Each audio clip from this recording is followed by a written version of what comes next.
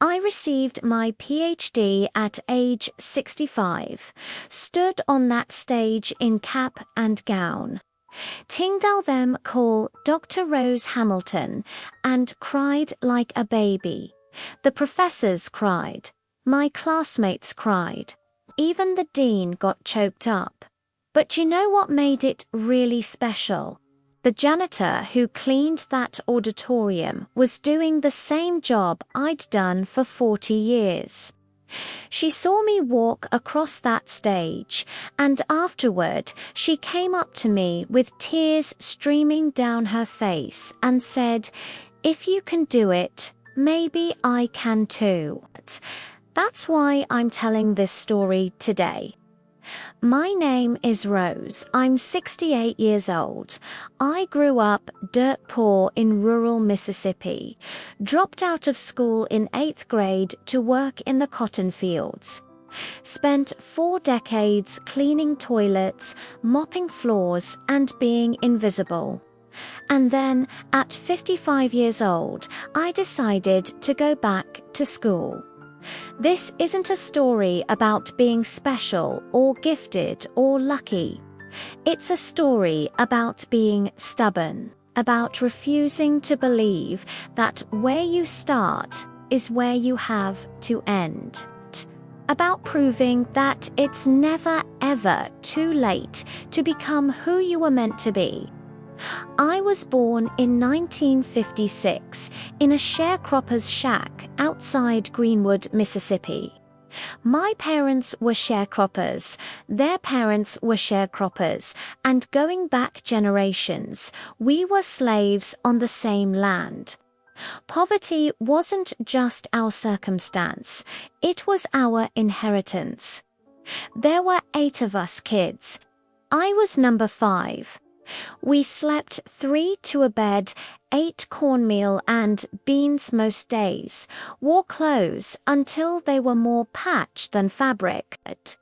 School was 3 miles away, and we walked it barefoot half the year because shoes were for winter only. I loved school. Loved it with a passion that probably seemed strange for a poor black girl in Mississippi in the 1960s. I loved reading, loved numbers, loved the way teachers could explain how the world worked. My 3rd grade teacher, Mrs. Washington, told my mama, "Rose is bright. She could go far with education." Mama just laughed. Not mean, just tired.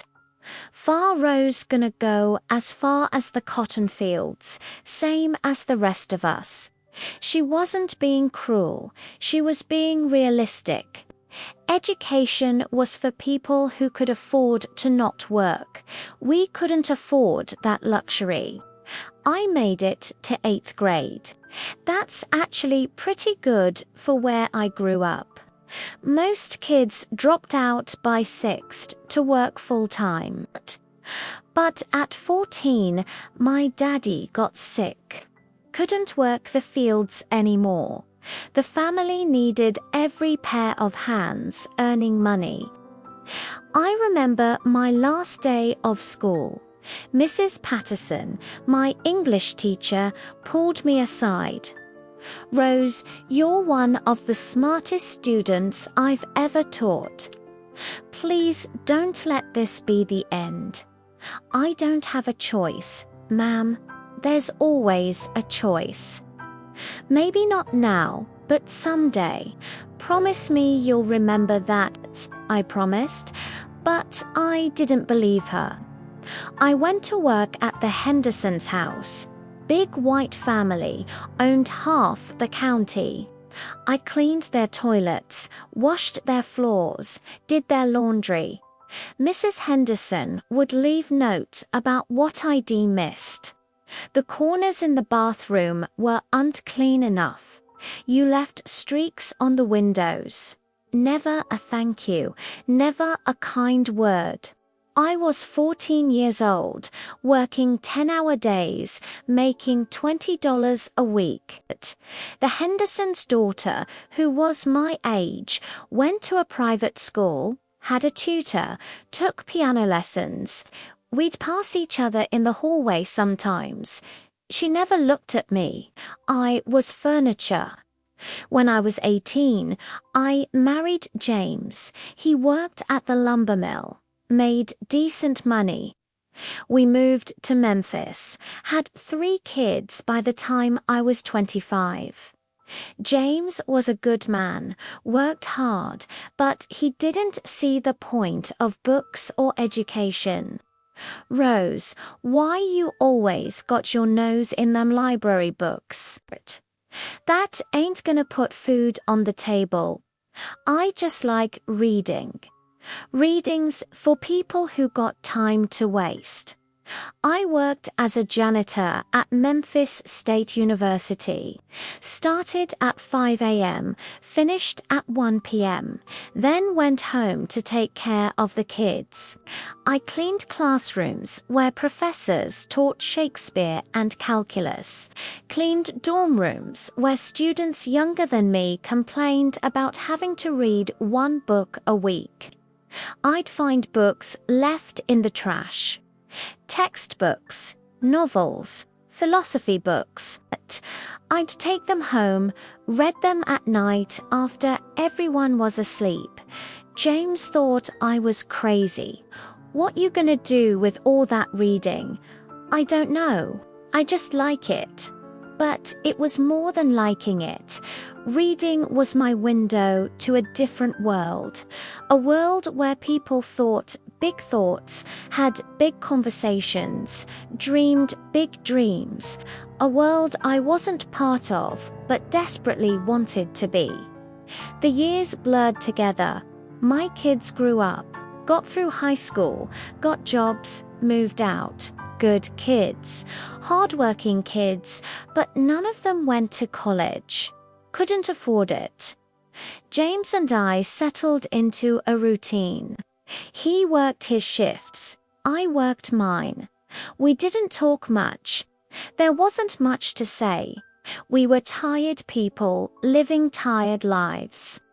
I kept working at the university. 20 years became 30 years. I knew every building, every classroom, every bathroom. I knew which professors were nice and which ones treated me like I was invisible. Most treated me like I was invisible. I'd be mopping a floor and they'd step around me without a word. I'd be cleaning a chalkboard and they'd come in and start teaching like I wasn't there. Once I was cleaning a seminar room when a professor and his students came in for class. I tried to finish quickly and leave, but the professor said, "Don't worry about her. She's just the cleaning lady." Just the cleaning lady. Like I didn't have ears, like I didn't have feelings, but there were a few kind ones. Dr. Morrison, who taught literature, always said good morning and asked about my day. Dr. Chen, who taught sociology, once saw me reading during my lunch break and asked what I thought of the book. It's interesting, but I don't understand all the big words. He smiled. The big words are just decorations. The ideas underneath are simple. Want to talk about it? We talked for 20 minutes. About poverty, about social structures, about how systems perpetuate inequality. It was the most intellectually stimulating conversation I'd had in years. As I walked away, he called out, "You know, Rose, you're sharper than half my graduate students. Ever thought about taking classes?" I laughed. Dr. Chen, I'm 48 years old with an 8th grade education. I can't take college classes. Why not? Because ... Because people like me don't do that. Who's people like you? I didn't have an answer. James died when I was 54. Heart attack at the mill. 1 minute he was there, next minute he wasn't. We'd been married 36 years. I felt ... I don't know what I felt. Sad, obviously, but also something else. Something I felt guilty about feeling. Relief. Not relief that he was gone. Relief that maybe, finally, I could figure out who I was beyond being a wife and mother and cleaning lady. At his funeral, my daughter Linda said, "What are you gonna do now, Mama?" "I don't know, baby. I really don't know." A year passed. I kept working, kept cleaning, kept being invisible, but something was different inside me. That conversation with Dr. Chen kept playing in my mind. Why not? Why not? Because I was too old. Because I was too poor. Because I was too uneducated. Because people would laugh. But also ... Why not? On my 55th birthday, I walked into the admissions office at Memphis State. I was terrified. My hands were shaking. A young woman behind the counter looked up. "Can I help you?" I want to apply to college." She looked confused. "For your child?" "No, for me." "Oh, okay. Do you have your high school diploma?" "No, ma'am. I dropped out in 8th grade." Her face changed. Pity, maybe, or confusion about why someone like me was wasting her time. "Well, you'll need to get your GED first. Here's information about the program." I took the papers and left. Sat in my car and cried. It felt impossible. The GED required knowledge I didn't have. College required money I didn't have. This whole dream was stupid, but I kept thinking about that book I'd found in the trash 20 years ago, the autobiography of Malcolm X. He taught himself to read in prison by copying the dictionary. If he could do that, couldn't I at least try to get my GED? I enrolled in GED classes at the community center. Evening classes 3 nights a week. I was the oldest person there by 25 years. The teacher, Mr. Wilson, was younger than my youngest child. The first night, he gave us a diagnostic test. I failed everything except reading. Math was impossible. Science was impossible. History was full of gaps. "Don't worry," Mr. Wilson said. "We'll get you there." "You really think so, Rose? I've taught hundreds of students. Most of them are here because they have to be. You're here because you want to be. That makes all the difference." Studying for the GED at 55 was humiliating. I struggled with concepts that teenagers found easy. Fractions, sentence structure, basic chemistry. I'd go home after class and cry from frustration. But I kept going. 3 nights a week became 5 nights a week. I studied during my lunch break. I studied before work. I filled notebooks with practice problems. 6 months later, I took the GED test. I was so nervous, I almost threw up in the parking lot. But I passed. Barely, but I passed. I brought my GED certificate to Dr. Chen's office. He was still teaching at the university. When I showed him, he stood up, and hugged me. "I'm so proud of you, Rose. What's next?" "I want to apply to college, but I don't know if they'll accept me.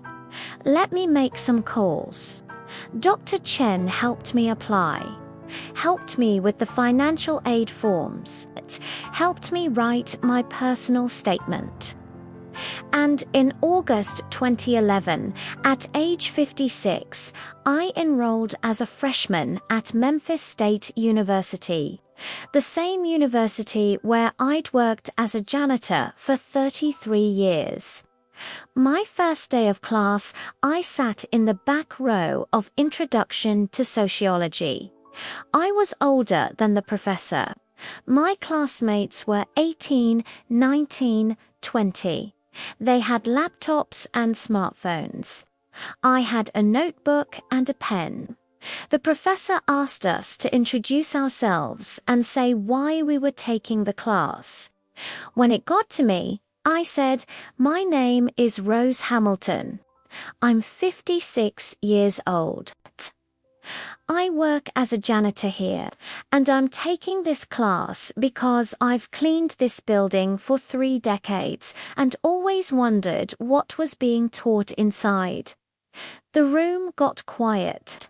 Some students looked uncomfortable, but the professor smiled. "Well, Rose, I'm glad you're here. Let's make sure those 3 decades weren't wasted. It was hard. So hard, I didn't know how to write a proper essay, didn't understand citations or thesis statements, didn't know how to use the library computer system. I had to learn everything that my classmates had learned in high school. Some professors were kind, others weren't. One professor told me, in front of the whole class, maybe college isn't for everyone. There's no shame in that. I almost quit that day, almost walked out and never came back. But I thought about my 14-year-old self leaving school to work in the fields. I thought about 40 years of being invisible. I thought about Dr. Morrison and Dr. Chen and Mr. Wilson, people who believed I could do this, and I stayed. If you're inspired by Rose's journey so far, wait until you hear what happens next. The obstacles got bigger, but so did her determination. Give this video a like if you believe it's never too late to chase your dreams.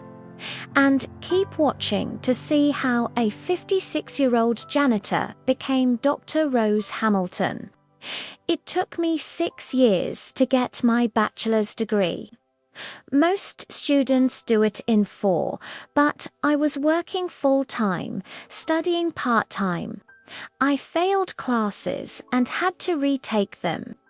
I got Cs and Ds before I started getting Bs, but in my junior year something clicked. I took a class called Educational Inequality with Dr. Patricia Williams, a black woman professor who studied poverty and education. For the first time, I was studying something I understood deeply, not from books, but from life.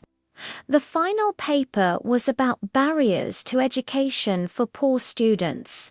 I wrote about myself, about dropping out at 14, about watching rich kids get tutors while poor kids got jobs, about working at a university for decades while being treated as less than by the people I served. I wrote 30 pages. The assignment was 10 pages, but I couldn't stop writing. Everything I'd experienced, everything I'd observed poured out. Dr. Williams called me to her office. I was terrified. I thought I'd done something wrong. "Rose, sit down. I want to talk about your paper.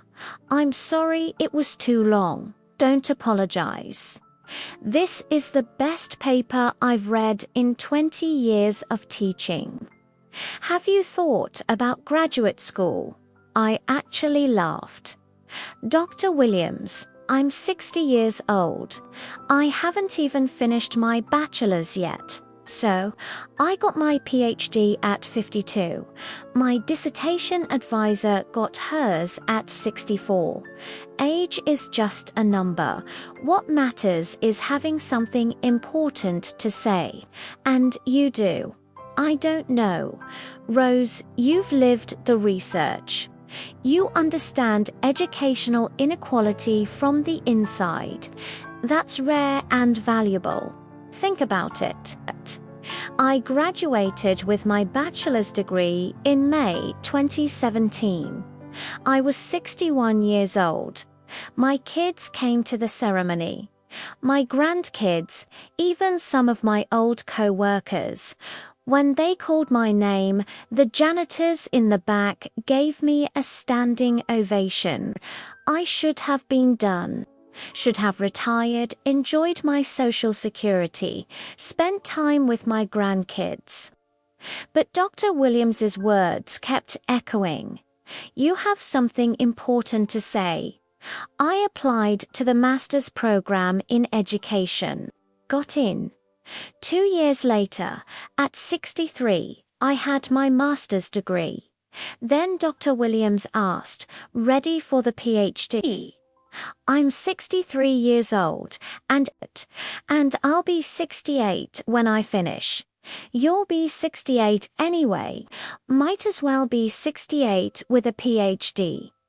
The PhD was the hardest thing I've ever done. Harder than picking cotton. Harder than raising 3 kids on a janitor's salary. Harder than burying my husband. I studied late career education, focusing on barriers facing older students from low-income backgrounds. My dissertation was titled, It's Never Too Late. Educational Access and Achievement Among Non-Traditional Students. I interviewed 50 people who'd gone back to school after age 50. Their stories were my story. The shame of being the oldest in class. The struggle to balance work and school. The judgment from people who thought we were too old, too poor, too uneducated to deserve higher education.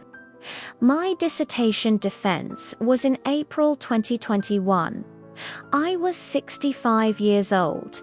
The committee asked tough questions. I answered them, drawing on decades of lived experience and 5 years of research. At the end, the committee chair said, "Congratulations, Dr. Hamilton, you've earned this." Dr. Hamilton, I was Dr. Rose Hamilton. I called my daughter Linda, crying. "Baby, I did it. I'm a doctor. Mama, I'm so proud of you. Daddy would be too." The graduation ceremony was in May. I wore my cap and gown, walked across that stage, received my diploma. The auditorium erupted in applause. Not polite applause, but thunderous standing ovation applause. After the ceremony, that janitor approached me, Maria from El Salvador, who'd been cleaning the university for 15 years. She was crying. "I never thought someone like us could do this," she said.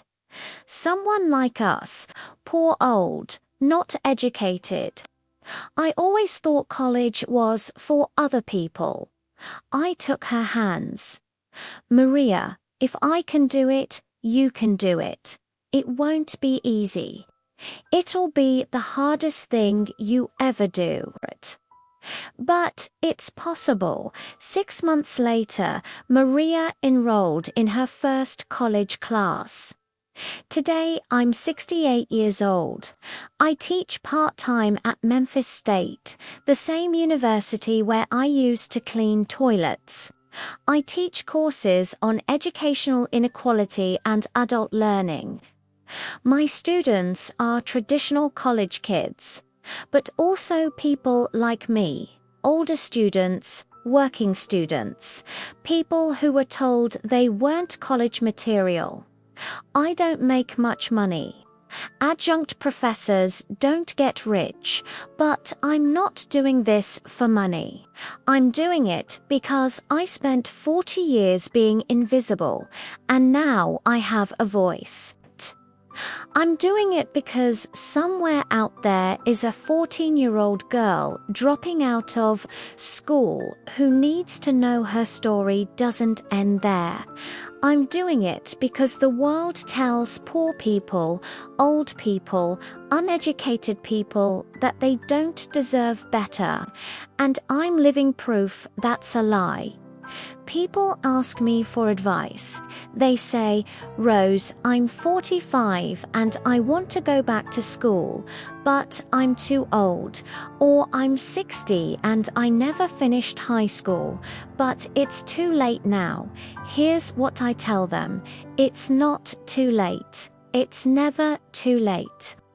You're going to get older whether you pursue your dreams or not. 5 years from now, you'll be 5 years older. So would you rather be 5 years older with regrets or 5 years older with a degree? Yes, it'll be hard. Yes, you'll be the oldest in class. Yes, people will judge you. So what? Let them judge.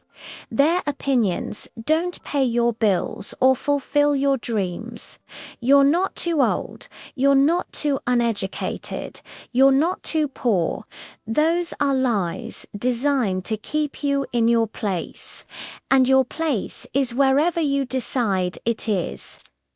If Rose's story inspired you, please like this video and subscribe to this channel. Share it with anyone who's ever thought they were too old, too late to anything to chase their dreams. Every day, we share stories of people who refuse to give up, who proved that age is just a number and it's never too late to become who you were meant to be. In the comments, tell us, what dream have you put off because you thought you were too old? What would you do if you knew age didn't matter? Let's encourage each other. I'm Dr. Rose Hamilton. I was born in a sharecropper's shack. I dropped out of school in 8th grade. I spent 40 years cleaning toilets. And at 65 years old, I earned my PhD. If I can do it, you can too. It's never too late to learn. It's never too late to grow. It's never too late to become the person you were always meant to be. Thank you for listening to my story. Now go write yours.